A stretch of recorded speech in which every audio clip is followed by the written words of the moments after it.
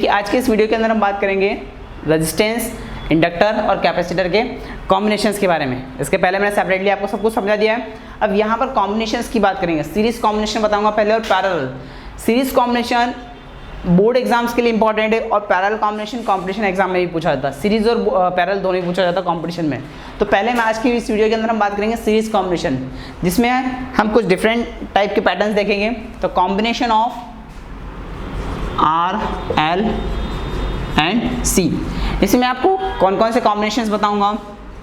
एक हम कॉम्बिनेशन देखेंगे, सबसे पहले आर एल कॉम्बिनेशन देखेंगे, दूसरा हम बी वाला देखेंगे आर सी कॉम्बिनेशन, और सी में हम देखेंगे तीनों के कॉम्बिनेशन आर एल एंड सी। तीनों के कॉम्बिनेशंस में हमें क्या क्या चीज़ देखना रहेगी। सबसे पहले हम बात करेंगे वोल्टेज की, टोटल वोल्टेज कितना आएगा, ठीक है ना। तो वोल्टेज तीनों के अंदर हम वोल्टेज की बात करेंगे। फिर इनका निकालते हैं इम्पीडेंस। इम्पीडेंस का मतलब अगर कॉम्बिनेशन आता है तो उसका नेट रेजिस्टेंस कितना आएगा, उस रेजिस्टेंस को हम यहाँ पर क्या बोलेंगे, इम्पीडेंस। एंड इम्पीडेंस को रिप्रेजेंट करेंगे किसके द्वारा, Z के द्वारा। जब हमने वोल्टेज निकाल लिया, इम्पीडेंस निकाल लिया, फिर हमें निकालते हैं करंट। मैक्सिमम करंट कितना आएगा, किसी भी सर्किट के अंदर अगर आपने रेजिस्टेंस और इंडक्टर जोड़ा है तो मैक्सिमम करंट कितना आएगा, ठीक है ना। तो थर्ड हम बात करेंगे किसकी, करंट की बात करेंगे, आई मैक्स की बात करेंगे, ठीक है ना। आई मैक्स निकालने के बाद इसका फेज एंगल देखेंगे फाई, कि वोल्टेज जैसे आर और एल जोड़ा तो इन दोनों में फेज एंगल कितना आएगा, आर और सी में फेज कितना आएगा, आर एल सी में फेज कितना आएगा। तो ये बेसिक पॉइंट्स है।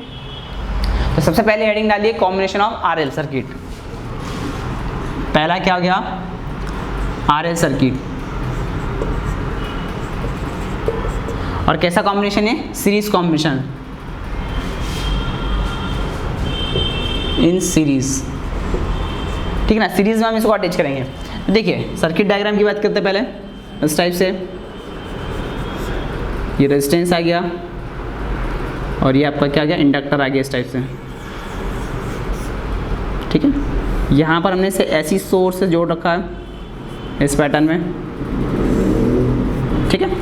यहाँ पर रेजिस्टेंस है, ये इंडक्टर है एल, इसका जो रेजिस्टेंस आएगा उसको मैं लिख लेते हैं एक्सएल के द्वारा।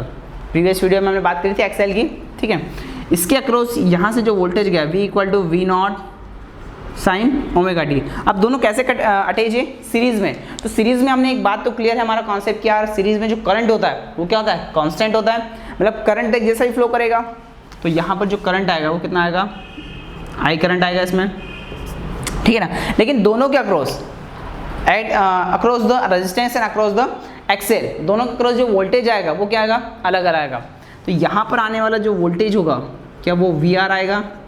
हमने रेजिस्टेंस के अक्रॉस बात करें तो वी आर लिखा, और इंडक्टर के अक्रॉस बात करें तो उसे लिख रहे हैं वी एल, ठीक है ना। तो यहाँ पर जो वोल्टेज आएगा वो कितना आएगा, वी एल आएगा, और यहाँ पर वोल्टेज क्या आएगा, वी आर आएगा। अब देखिए ये चीज़ तो हमारे पास क्लियर हो गई। इसकी सेकेंड वाले में इन दोनों का फेस की मैं बात करूँगा। सर्किट डायग्राम हो गया। सर्किट डायग्राम में हम लिख सकते हैं, लैंग्वेज कैसे लिखेंगे आप एग्जाम में, in R L circuit, R L circuit, circuit resistance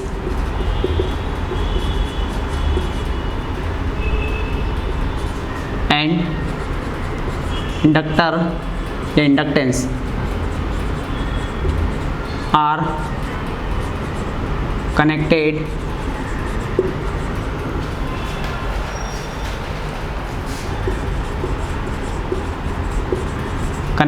in series with external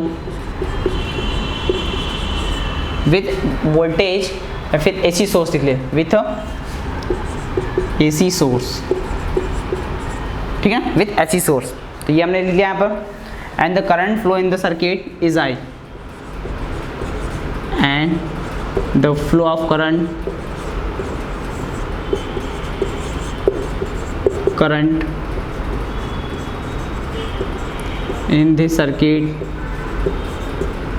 will be या will is I लिख लीजिए, ठीक है ना।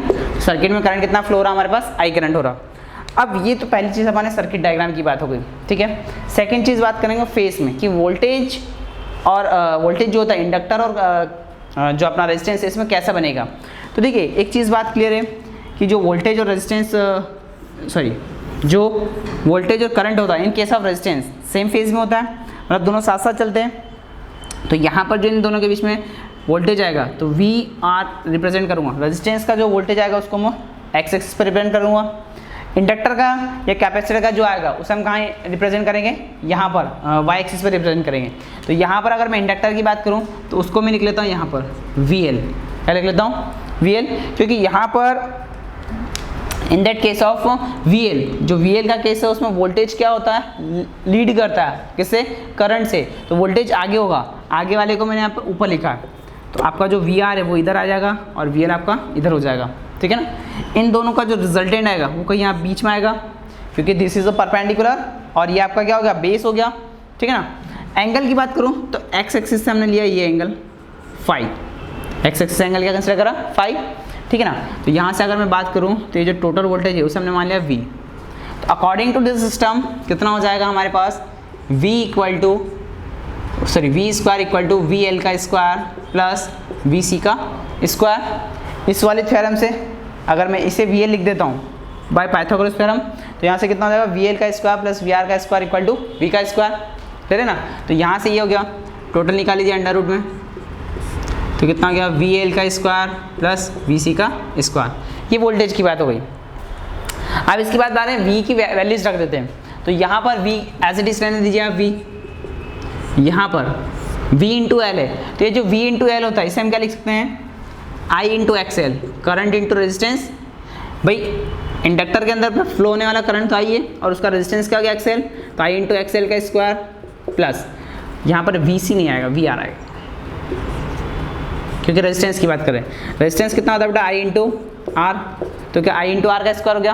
क्या दोनों में से करंट कांस्टेंट है, कॉमन आ जाएगा, तो कॉमन निकाल लीजिए। तो V इक्वल टू आई आपने कॉमन निकाला, अब अंडर रूट के अंदर कितना आ गया बेटा, एक्स एल का स्क्वायर प्लस आर का स्क्वायर, इसको डिवाइड में डाल दीजिए।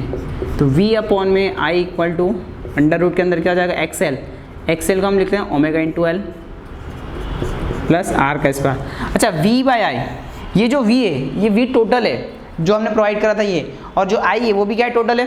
तो V बाय आई जो होता है इसको हम लिखते हैं Z के द्वारा, Z मतलब total resistance of the circuit, तो उसको हम लिखेंगे Z के द्वारा, और यही क्या कहलाता है, इम्पिडेंस। तो Z इक्वल टू कितना हो जाएगा, this is under root of omega square L square plus R का स्क्वायर। तो ये हमारे पास क्या आ गया, impedance of the circuit, impedance of RL circuit, ठीक है ना। तो यहाँ से हमने क्या निकाल लिया, इसका इम्पिडेंस निकाल लिया। तो Z equal to omega square L square plus R का स्क्वायर, ठीक है। चलिए आगे बात करते हैं। इसके बाद इम्पिडेंस के बाद जो थर्ड नंबर की चीज़ आएगी, आई मैक्सिमम निकालना है, या आई पिक भी बोल सकता हूँ मैं उसको।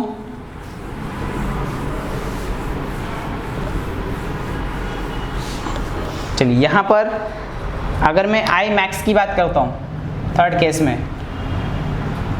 तो आई मैक्स को क्या लिखेंगे यहाँ पर, V naught by Z, V naught by Z.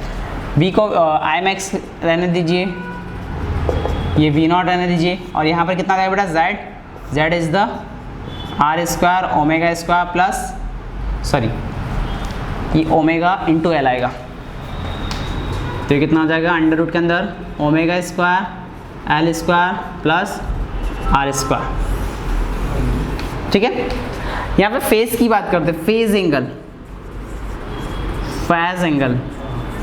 Phase angle कितना होगा, अभी डायग्राम बनाया था, काफ़ी आसान चीज़ हो जाएगी। तो ये हो गया वी आर, ये हो गया था V L, this angle should be 5, तो should tan phi equal to कितना हो जाएगा, परपेंडिकुलर बाय बेस, ठीक है ना। Perpendicular is V L and base कितना आ गया, V R. Also we write is V L is I into X L and VR is I into R, so I to I cancel out, we get phi equal to tan inverse XL divided by R. So this is a phase angle. Clear है यहाँ तक की बात। तो ये first वाला हमने case देखा जिसके अंदर हमने R और L को इंडिकेट करा है, जहाँ पर R और L को क्या करा, सीरीज में कनेक्ट करा, तो उसका टोटल वोल्टेज हम यहाँ से निकाल सकते हैं, टोटल इम्पिडेंस निकाल सकते हैं, आई मैक्सिमम निकाल सकते हैं और उसका फेज एंगल। ये 4 चीज़ें आपसे पूछी जाएगी, ठीक है। तो फर्स्ट वाला ये कंप्लीट हो गया, इसे नोट कर लीजिए। अब इसके बाद सेकंड की बात करते हैं हम। सेकंड वाला भी इसी पैटर्न पे आएगा।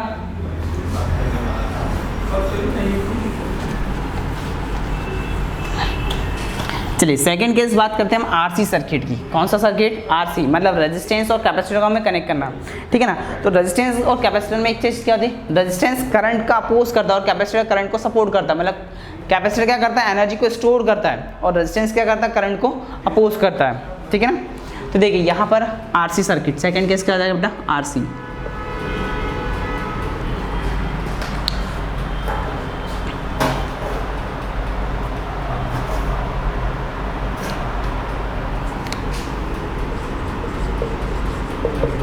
RC circuit. अब आरसी सर्किट में क्या करेंगे, देखिए first R and second is C. इसको कनेक्ट कर दिया हमने एसी सोर्स से इस टाइप से, ठीक है ना। Initial voltage V equal to V naught and this is sine omega T. ये हो गया रेजिस्टेंस R और ये कैपेसिटर हो गया। इसका बात करेंगे रिएक्टेंस, इसको क्या बोलेंगे, रिएक्टेंस, ठीक है। दोनों वर्ड है, एक याद रखना, एक तो होता है R रेजिस्टेंस, XL होता है रिलक्टेंस और XC क्या होता है, रिएक्टेंस। तो ये क्या रिप्रेजेंट करेगा, रिएक्टेंस। अब यहाँ पे रिएक्टेंस और रेजिस्टेंस दोनों को हमने सीरीज में कनेक्ट कर रखा, ठीक है ना। In the circuit reactance and resistance are connected in series with the external source, external AC source V equal to V naught sine omega T and then current, then flow of current in this circuit is I। तो यहाँ पर current क्या हो गया, I आ जाएगा। अब पहली बात मैं कैपेसिटर की बात करूं तो कैपेसिटर में हमने क्या बात करी थी कि कैपेसिटर के केस में वोल्टेज और करंट में जो फेज डिफरेंस होता है वो π/2 का होता है। मतलब जो करंट होता है वो π/2 आगे चलता है और वोल्टेज क्या चलता है, π/2 पीछे चलता है। तो इसका जो फेज डायग्राम बनेगा, फेज डायग्राम में क्या होगा बेटा, इस टाइप से। ये तो हम रिप्रेजेंट करेंगे एक्स एक्सिस पे VR और इसमें नीचे बनेगा ये, तो हम इसको यहाँ रख लेते हैं फेज डायग्राम को इस साइड। कितना हो जाएगा बेटा, सॉरी ऐसा बना दीजिए इसको। ये हो गया आपके पास VR और VC आपका यहाँ आ जाएगा, क्लियर है। अब यहाँ से एंगल आपका कुछ इस टाइप से हो जाएगा, ये एंगल आपका फाई आएगा, ठीक है ना। एक चीज़ और, हम यहाँ पे एंटी क्लॉकवाइज चलेंगे, सॉरी क्लॉकवाइज चलेंगे तो ये एंगल नेगेटिव भी आएगा, -5 हो सकता है, ठीक है ना। ये एंगल क्या हो जाएगा, -5 हो जाएगा। उसका कॉन्सेप्ट मैं आपको बाद में बताऊंगा लास्ट में। तो ये VR हो गया, ये VC हो गया। तो टोटल वोल्टेज की बात करूं, टोटल वोल्टेज वो कितना हो जाएगा बेटा, पाइथागोरस थ्योरम लगा दीजिए। यहाँ से नीचे गया, ये डॉटेड लाइन आपने यहाँ ड्रॉ कर दी, दिस इज अ VR, ये VR हो गया, ये VC हो गया। तो ये कितना हो गया V, तो V कितना हो जाएगा बेटा, V इक्वल टू VR का स्क्वायर प्लस VC का स्क्वायर, अंडर रूट ले लीजिए, V इक्वल टू VR का स्क्वायर प्लस VC का स्क्वायर। अब यहाँ से हमें निकालना इम्पीडेंस, तो इम्पीडेंस निकालने के लिए काफ़ी आसान चीज़ है। ये V हो गया, VR को तो वही लिखेंगे वापस से I इंटू R का स्क्वायर और VC कितना हो गया, I इंटू XC का स्क्वायर। I कॉमन निकाल लीजिए, तो V इक्वल टू I आपका बाहर आ गया, ये हो जाएगा कितना, R का square and this is XC का स्क्वायर। V अपॉन में I equal to under root of R square plus XC का स्क्वायर। अब यहाँ पे V अपॉन में I is represent the impedance of the given circuit, so this is Z equal to under root of R square plus XC का square, ठीक है ना। also XC को यहाँ के लिखते हैं 1 अपॉन में ओमेगा C। तो यहाँ से कितना हो जाएगा बेटा, Z इक्वल टू ये हो गया R स्क्वायर प्लस 1 अपॉन में ओमेगा C का स्क्वायर, क्लियर है। ये हमारे पास कैलकुलेट हो गया इम्पिडेंस। चलिए I मैक्स की बात कर लेते हैं। तो I मैक्स कितना हो जाएगा, V नॉट बाई Z के लिए यहाँ पुट कर दीजिए, I मैक्स आ जाएगा। एंड फेज एंगल की बात कर लेते हैं भैया, फेज एंगल कितना आएगा, फेज एंगल अभी तो हम ये लेंगे, पॉजिटिव नेगेटिव की बात करेंगे तो वो आपको जब इक्वेशंस दे रखी है उसके हिसाब से हम लेते हैं। लेकिन यहाँ पर VR और ये क्या हो गया, VX हो गया। तो परपेंडिकुलर अपन हाइपोटेनियस, तो डायरेक्टली लीजिए tan phi। अच्छा यहाँ पर आप इसको ऐसे भी लिख सकते हैं, माइनस में भी ले सकते हैं, कोई प्रॉब्लम नहीं है। तो ये हो गया VC अपॉन में VR, VC हो गया I इंटू XC और ये कितना हो गया I इंटू R। क्या I से I कैंसिल आउट, तो should be phi equal to tan inverse minus of VC, sorry ये माइनस लगा लीजिए आप VR, ठीक है ना, माइनस ले लेते हैं हम साथ में। तो tan इनवर्स माइनस का VC अपॉन VR। अच्छा यहाँ पर ये tan इनवर्स के अंदर माइनस आ रहा है, मतलब ये माइनस का phi आएगा, ऑब्वियस सी बात माइनस आएगा, क्योंकि एक्स एक्सिस के हम डाउनवर्ड जा रहे हैं, क्लॉकवाइज एंगल हम क्या कंसिडर करते हैं, नेगेटिव। तो आप यहाँ से भी लिख सकते हैं, और अगर आपको वोल्टेज और करंट दे रखा हो या अलग अलग इक्वेशन दे रखी तो उससे भी आप फेज एंगल निकाल सकते हैं। फेज एंगल के ऊपर मैं एक अलग से वीडियो बनाऊंगा जिसमें हम SHM की बात करेंगे और इसके फेज सर्किट कैसे बनाते हैं, तो फेज कैसे निकालते हैं उसके बारे में आपको अलग से समझाऊंगा। तो अभी आप ये याद रखिए, phi equal to tan inverse minus का VC डिवाइड बाय VR, ठीक है ना। VC और VR क्या वैल्यू पुट कर सकते हैं। तो यहाँ हमने सेकेंड कॉम्बिनेशन देख लिया RC, एक लास्ट वाला कॉम्बिनेशन RLC, इसके बारे में हम स्टडी कर लेते हैं। चलिए थर्ड वाला जो है वो क्या है, RLC है।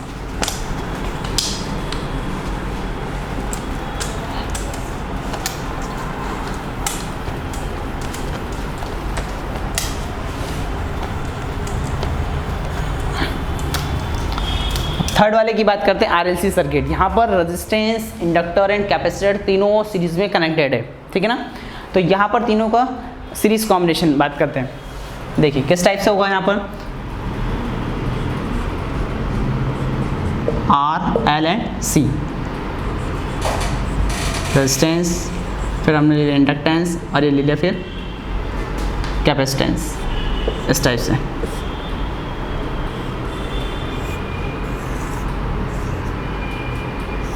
ठीक है, ये चीज़, ये आप कैसे हो गया VR, VL और VC, ठीक है।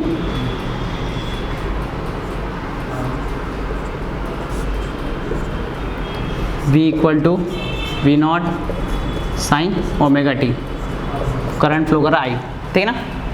इसके रेजिस्टेंस तो R ही होगा, इसका हो जाएगा XL और इसका हो जाएगा XC, क्लियर है। तीनों को सीरीज में कनेक्ट कर रखा है, कोई प्रॉब्लम नहीं। सबसे पहला फंडा क्या, फेज डायग्राम बनाइए। फेज डायग्राम की बात करूं तो देखिए जो करंट होगा in the case of resistance वो कैसे आ जाएगा आपके पास, कुछ इस पैटर्न में आ जाएगा। यहाँ पर हो गया ये VR, इस साइड चलेगा। जो VL होता है, वोल्टेज आगे होता है करंट से, तो उस कंडीशन में VL को मैं कहाँ लिखूँगा, यहाँ पर। और जो रेजिस्टेंस होता है in the case of capacitor, voltage कहाँ होता है, नीचे होता है। अच्छा यहाँ पर ये जो VC है इसको उठाकर हम ऊपर ले जाएंगे, जो वैल्यू आएगी।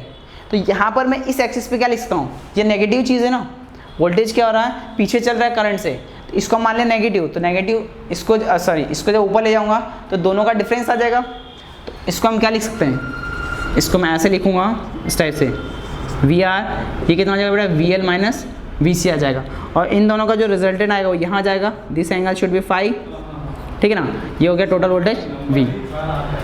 तो this is a base and A perpendicular, तो परपेंडिकुलर का स्क्वायर प्लस बेस का स्क्वायर इक्वल टू हाइपोटेनियस, लगा दीजिए यहाँ पर।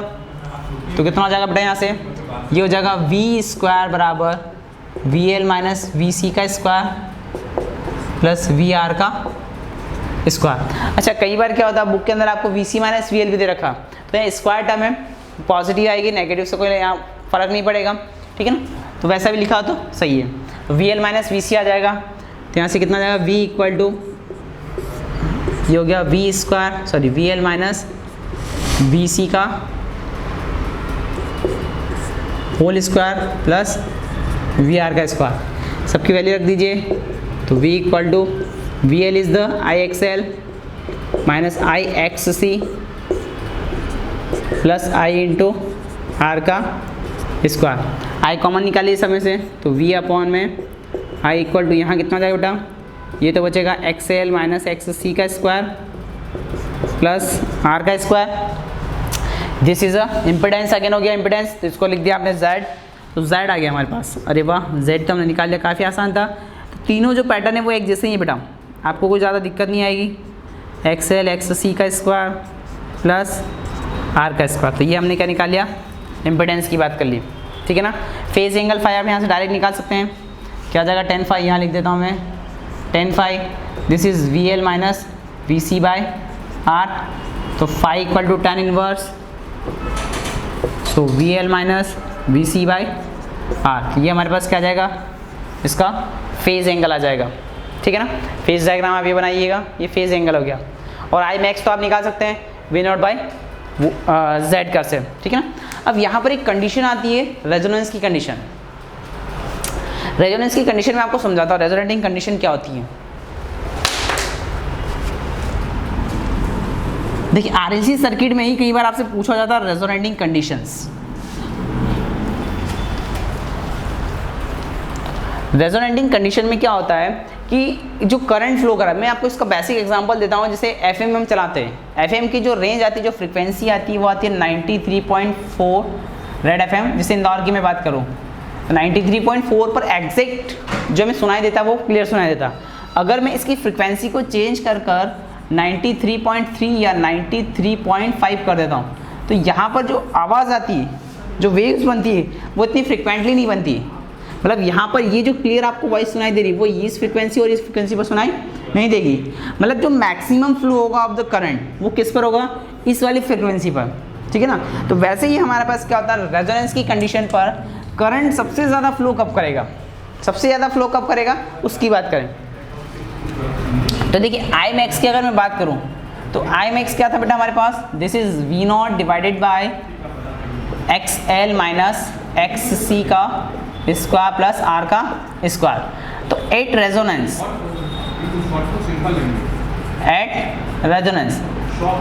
एक्स एल इक्वल टू कितना हो गया, एक्स सी हो गया। कहने का मतलब अगर मैं एक्स एल को एक्स सी के बराबर कर देता हूँ, क्या कर देता हूँ, एक्स एल को एक्स सी के बराबर, तो ये टोटल टर्म तो आपके पास क्या हो जाएगा, जीरो। अगर ये जीरो हो गया तो उस केस में वी नॉट बाई आर यही बचेगा ना भाई। अगर इसका कुछ वैल्यू आ रहा है तो आई मैक्स कम हो जाएगा, ठीक है ना, क्योंकि डिनोमिनेटर आपका क्या बढ़ रहा है।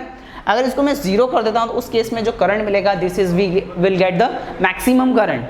क्लियर है। तो यहाँ से एक्स एल इक्वल टू क्या रखा बेटा, एक्स सी रखा। एक्स एल कितना होता है हमारे पास, this is omega L X C 1 में omega C. So now omega को तो ले आओ, एल को तो ले जाओ, तो ओमेगा स्क्वायर इक्वल टू 1 में एल सी। तो यहाँ से हमारे पास ओमेगा कितना हो जाएगा, ओमेगा इक्वल टू 1 में under root of L C. Omega को क्या लिख सकता हूँ मैं, और 2 पाई एफ 1 में under root of L C. Frequency को नीचे भेज दीजिए, तो यहाँ से कितना जाएगा बेटा, एफ इक्वल टू 1 में 2 पाई एंड अंडर रूट के अंदर 1 में L C. This is a frequency, ठीक है ना। तो क्या हो जाएगा, स्मॉल एफ इक्वल टू 1 में 2 पाई 1 में एल सी आ जाएगा, ठीक है। तो ये चीज़ हमारे पास आ गई फ्रिक्वेंसी। अब मैक्सिमम करंट जो हमें मिलेगा वो किस कंडीशन में मिलेगा, at X L minus X C. तो रेजोनेंस की कंडीशन आपको आरएलसी सर्किट के अंदर सॉल्व करनी पड़ेगी, ठीक है ना। आपको रेजोनेंस की कंडीशन किसके अंदर, आरएलसी सर्किट के अंदर लगानी पड़ेगी। बाकी की जो केसेस है उसमें रेजोनेंस नहीं लगाओगे तो चलेगा, ठीक है ना, नॉर्मल सी बात है यार। वैसे पूछा भी नहीं जाएगा आपको, आरएलसी सर्किट के अंदर पूछा जाएगा ज़्यादातर। तो यहाँ से हमने निकाली इसकी फ्रिक्वेंसी, इसका टाइम पीरियड भी आप निकाल सकते हैं। फ्रिक्वेंसी का अपोजिट क्या होगा, टाइम पीरियड हो जाएगा। तो हो जाएगा कितना, 2 pi under root L C. अच्छा एल सी जो होता है, कई बार इसका डायमेंशनल फार्मूला पूछा जाता है, कॉम्पिटिटिव में भी पूछा जाता है, और सीबीएसई में अब आजकल तो ऑब्जेक्टिव एग्जाम हो गई है, तो उसमें भी आपसे पूछ सकते हैं। तो एल सी का जो डायमेंशनल फार्मूला होता है, या फिर ये एल सी किसको रिप्रेजेंट करता है, उसकी बात करते हैं। तो एल सी की बात करूँ, under root of L C, ये जनरली इंडिकेट करता है टाइम को। किसको इंडिकेट करता, टाइम को। कैसे, ऑब्जेक्टिव के लिए काफ़ी काम का क्वेश्चन है ये। अगर मैं एल की बात करूं, ठीक है ना, तो एल का डायमेंशनल फार्मूला आपको याद होना चाहिए, मैं यहाँ लिख देता हूँ। एल का dimensional formula ml2 t-2 a-2। अगर मैं सी की बात करूं तो सी का डायमेंशनल फार्मूला हो जाएगा m-1 l-2 t-3 और a-2 आ जाएगा, ठीक है ना। इससे आप निकाल भी सकते हैं c equal to Q upon में v से, ठीक है ना। जो q होता है उसे हम लिखते हैं at, ये प्लस का आएगा और ये भी प्लस का आएगा, ठीक है ना, t4 इस टाइप से। तो यहाँ पर क्या होता है, q अपॉन में v क्या होता है, पोटेंशियल होता है वर्क अपॉन में चार्ज। तो यहाँ से इसका मैं स्क्वायर कर देता हूँ और वर्क करंट कितना हो जाएगा, ml2 t-2। तो जो ऊपर मैंने लिखा हुआ ये कैपेसिटर का हो गया। इन दोनों को आपस में मल्टीप्लाई करके देखिए, तो देखिए m 1 है और m की पावर -1 है, m की पावर 0 हो जाएगा, l की पावर 2, l की पावर -2 अगेन 0, t की पावर -2 और t की पावर क्या है +4 है, तो यहाँ t की पावर 2 बचेगा, a की पावर -2 से a की पावर +2 कैंसिल आउट, तो यहाँ क्या बचेगा ओनली t की पावर 2, तो ये t की पावर 2 कितना हो जाएगा बेटा, जब t आ जाएगा, मतलब √LC किसको रिप्रेजेंट करेगा और टाइम को, ठीक है ना। तो अगर ऑब्जेक्टिव में पूछा जाए तब इसको लिख सकते हैं। तो इस वीडियो के अंदर आज बस यहीं तक था हमारा, तीनों कॉम्बिनेशंस मैंने आपको समझा दिए हैं, RC समझा दिया, RL समझा दिया और RLC सर्किट बना दिया। इसके बेस पर आपको क्वेश्चंस मिलेंगे NCERT के एक्सरसाइज प्रॉब्लम और एडिशनल प्रॉब्लम। अगर आप कॉम्पिटिटिव की तैयारी कर रहे हैं तो उसमें फ्रीक्वेंसी से रिलेटेड क्वेश्चंस आपको मिलेंगे, ठीक है ना। तो इस सीरीज़ के अंदर अपना इतना ही है, ठीक है मनीष जी।